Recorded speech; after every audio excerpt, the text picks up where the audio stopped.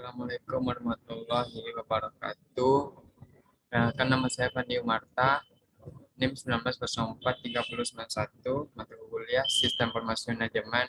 Saya ingin mempresentasikan tugas 7 Sistem Informasi Manajemen. Soal dari buku Kelly, soal pertama, diskusikan berbagai cara pembayaran online di B2C. Metode mana yang Anda sukai dan mengapa? Jawabannya, cara pembayaran online di B2C yaitu satu, elektronik atau e-wallet, aplikasi perangkat lunak yang dapat menyimpan transkripsi informasi tentang kartu kredit pengguna, rekening bank, dan informasi lainnya diperlukan untuk menyelesaikan transaksi elektronik, menghilangkan kebutuhan untuk masuk kembali ke informasi selama transaksi. Yang kedua, mengisi tagihan telepon dengan konfirmasi SMS. Solusi pembayaran e-commerce ini jauh lebih mudah daripada memasukkan kartu kredit dan informasi lainnya pada perangkat genggam kecil. Ini mengharuskan pengguna untuk membuat akun dengan perusahaan pembayaran seperti Zong.com saat menyelesaikan transaksi online. Mereka menerima pesan teks SMS dengan nomor PIN aman yang mereka masuk ke situs e-commerce untuk menyelesaikan transaksi. Yang ketiga yaitu Near Field Communication atau NFC. Pendekatan lain untuk pembayaran seluler dirancang untuk pembayaran di toko retail tradisional. Saat checkout, pengguna ponsel cukup melewati atau mengetuk teleponnya di terminal perdagangan dan pembayaran ditransfer. Pengguna menerima konfirmasi pesan teks SMS. Yang keempat, kode batang yang ditampilkan di telepon yang dipindah pengecer. Sejumlah perusahaan adalah mengembangkan sistem pembayaran seluler yang menghasilkan kode QR di ponsel pengguna yang pada gilirannya dipindai pengecer. Metode yang saya sukai adalah kode batang yang ditampilkan di telepon yang dipindah pengecer. Alasannya karena lebih mudah dan praktis dalam pengaplikasiannya. Soal nomor 2, diskusikan keterbatasan utama perdagangan. Manakah dari batasan ini yang kemungkinan besar akan hilang? Jawabannya, keterbatasan utama di perdagangan yaitu satu, keamanan. Dalam hal ini, situs web tertentu tidak memiliki kemampuan untuk melakukan autentik transaksi, takut memberikan informasi kartu kredit dan risiko identitas membatasi pertemuan e-commerce. Yang kedua, kurangnya privasi. Banyak situs web tidak memiliki high enkripsi untuk keamanan online, transaksi atau untuk melindungi online identitas. Beberapa situs web secara ilegal mengumpulkan statistik konsumen tanpa izin mereka. Kurangnya privasi membuat orang enggan menggunakannya. Internet untuk melakukan transaksi komersial. Yang ketiga, masalah pajak. Pajak penjualan adalah masalah lain yang lebih besar ketika pembeli dan penjual terletak di lokasi yang berbeda. Perhitungan pajak penjualan pose masalah ketika pembeli dan penjual berada di negara bagian yang berbeda. Faktor lain adalah bahwa toko fisik akan kalah bisnis jika pembelian web gratis dari pajak. Yang kelima, kesesuaian produk. Orang harus bergantung pada elektronik gambar untuk membeli produk. Terkadang, saat produk dikirim, produk mungkin tidak sesuai dengan gambar elektronik. Akhirnya, mungkin tidak sesuai dengan kebutuhan pembeli. Kurangnya sentuhan dan rasa mencegah orang dari belanja online. Yang selanjutnya, hambatan budaya. E-commerce menarik pelanggan dari seluruh dunia. Kebiasaan dan budaya masyarakat berbeda dari satu bangsa ke bangsa lainnya. Mereka juga berpose pada masalah linguistik. Dengan demikian, perbedaan budaya menciptakan hambatan bagi bisnis dan konsumen. Selanjutnya, biaya teknologi yang besar. Sulit untuk menggabungkan elektronik bisnis dengan bisnis tradisional.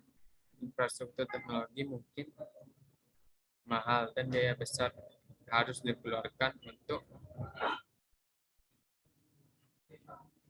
mengimbangi teknologi yang harus terus berubah.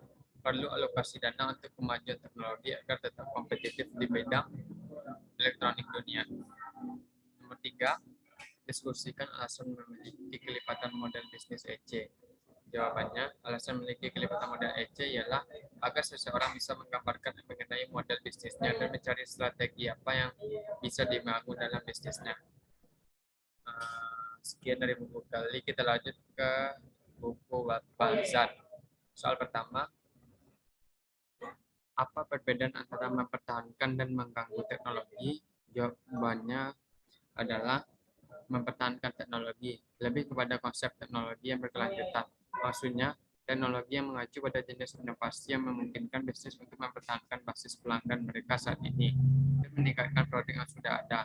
Teknologi baru yang mendorong peningkatan kinerja produk disebut teknologi berkelanjutan. Jadi, mempertahankan inovasi dalam organisasi melibatkan perbaikan terus-menerus dari kegiatan industri sehubungan dengan berkelanjutan produk, kualitas produk, dan efisiensi waktu dan biaya. Teknologi yang berkelanjutan adalah tentang pengembangan dan peningkatan dan mendengarkan kebutuhan pelanggan di pasar yang ada.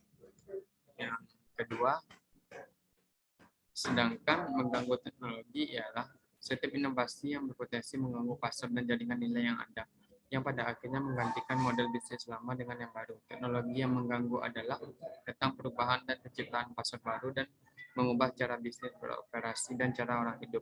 Soal nomor 2, apa bedanya di antara e-bisnis dan e-niaga? Bedanya, e-bisnis itu suatu kegiatan yang menjalankan bisnis menggunakan internet dan teknologi online, bersifat tidak eksklusif untuk membeli dan menjual produk dan layanan secara online. Ini menggunakan kekuatan internet untuk meningkatkan bentuk kegiatan bisnis lainnya yang mencakup melayani pelanggan, proses pembayaran, mengelola kontrol produksi, pengerahan, bekerja sama dengan mitra bisnis, berupa informasi, menjalankan layanan karyawan otomatis, merekrut, dan lain-lain. E-bisnis melibatkan menjalankan toko fisik baik online maupun offline dengan cara yang saling eksklusif dan itu lebih efisien. Selanjutnya, e-niaga adalah proses penjualan barang dan jasa menggunakan internet. Bagi kebanyakan orang, e-niaga berarti hanya menjual barang fisik menggunakan internet, seperti yang terlihat di platform seperti Amazon dan eBay. Namun, e-niaga jauh melampaui itu. Ini adalah istilah untuk setiap transaksi komersial yang terjadi secara online. Tidak harus barang fisik, tapi juga mencakup barang digital, khusus online, dan lebih dari itu. Apa manfaat dan tantangannya terkait dengan e-bisnis? Jawabannya adalah manfaat e-bisnis adalah: 1. Meningkatkan kinerja operasional. 2. Meningkatkan peluang akses baik ke pasar, masuk, dan pendanaan yang sangat luas. Ketiga, meningkatkan keefektifan dan keefisienan perusahaan. Yang keempat, mempermudah dan pengelolaan aset perusahaan. Kelima, meningkatkan layanan kepada pelanggan agar terus berkualitas. Yang keenam, meningkatkan komunikasi semua stakeholders. Yang ketujuh, mengatasi segala kesenjangan digital. 8. Meningkatkan media untuk mempromosikan kompetensi perusahaan. Yang kesembilan, memperlancar proses transaksi bisnis. Ke-10, salah satu sarana dari penyebaran informasi dengan secara luas melalui internet. Tantangan bisnis ialah semakin berkembangnya teknologi informasi dalam hal IT yang memacu perkembangan bisnis online, salah satunya yaitu perkembangan teknologi. Hal inilah yang menjadi pertimbangan dalam berbisnis dan mencari sasaran yang pas dalam menentukan media mana yang digunakan untuk melakukan komunikasi produk. Inti dari peluang dan tantangan yang perlu dihadapi dalam pandangan sederhana yaitu: 1. Mudah dicari netters. 2. Terpercaya. 3. Produk atau jasa berkualitas dan kompetitif. Sekian presentasi dari saya dari tugas 7 Sistem Informasi Manajemen. Bila ada kesalahan mohon dimaafkan. Assalamualaikum warahmatullahi wabarakatuh.